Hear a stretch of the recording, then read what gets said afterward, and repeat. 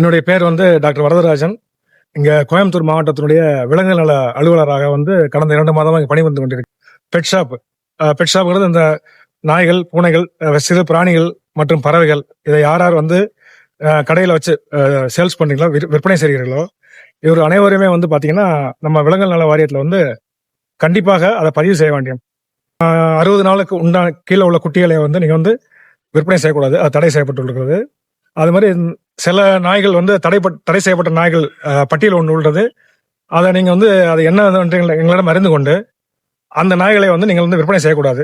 நீங்க வந்து கடையில வந்து பிராணிகளை வந்து அதுக்கு வந்து கம்ஃபர்டபுளா, அதுக்கு வந்து ஒரு மகிழ்ச்சியான தருணத்தில் இருக்கணும். அதாவது கேஜ் சைஸு, அதுக்கு தேவையான நீர், அதுக்கு தேவையான உணவுகள் அனைத்தையும், காற்றோட்ட வசதி எல்லாமே கரெக்டா இருக்கணும்.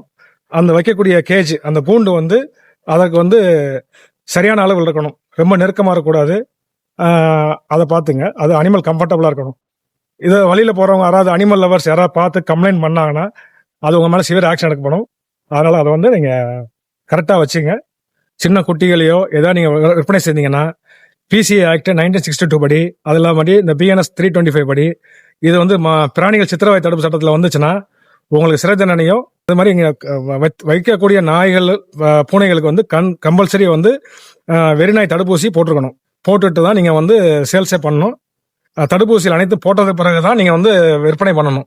தடுப்பூசி போடாம விற்பனை பண்ணக்கூடாது. அதுக்கு உண்டான அடையாள அட்டை அதையும் வந்து வச்சிருக்கணும்.